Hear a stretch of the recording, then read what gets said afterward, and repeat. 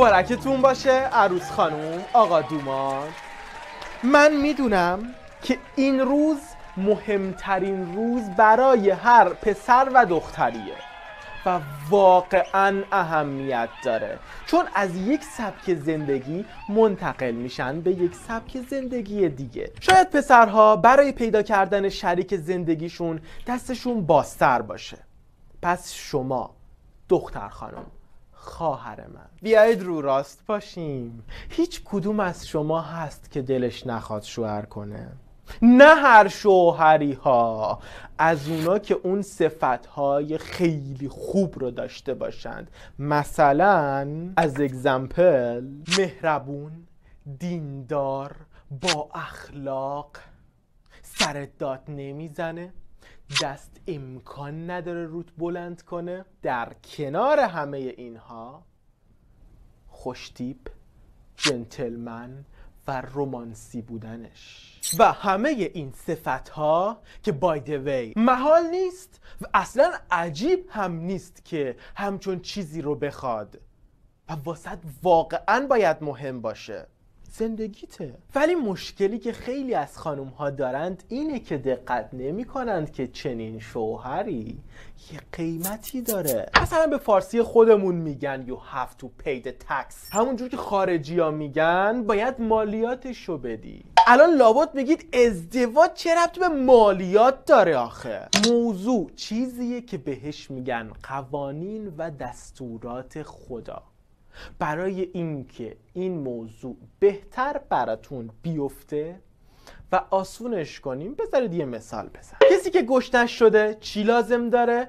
غذا. برای اینکه غذا به دست بیاره چی لازم داره؟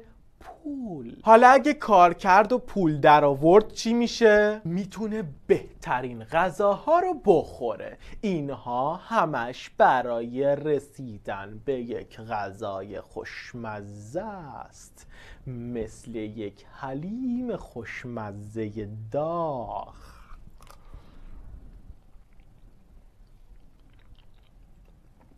متوجه شدین؟ این یک قانون برای رسیدن به یک وعده غذایی خوشمزه.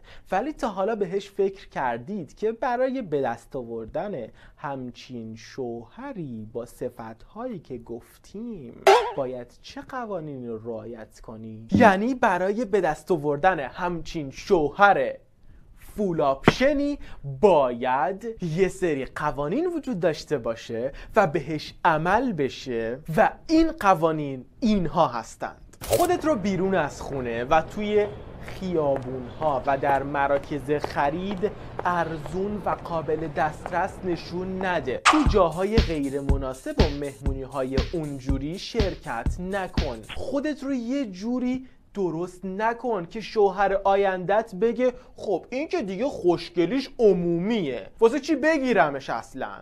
کرایش میکنم با عرض معذرت. به راه دوستی های پنهانی وارد نشو و کسی رو به جز از در حلال وارد قلبت نکن. با عمل کردن به این قوانین انشاءالله ویزا کارت ورود به دست آوردن بهترین و مهربون ترین و با اخلاق ترین و دیندار ترین شوهرها گیرت میاد. چون بای دی وی این پسره با این صفتها به هیچ کدوم از اون جاهایی که راجبش صحبت کردیم نمیره و دنبال همسر آیندهش که قرار قلبش و جسمش و اخلاصش و مردونگیش و همه صفتهای خوبش رو به پاش بریزه تو همچون جایی نمیگرده.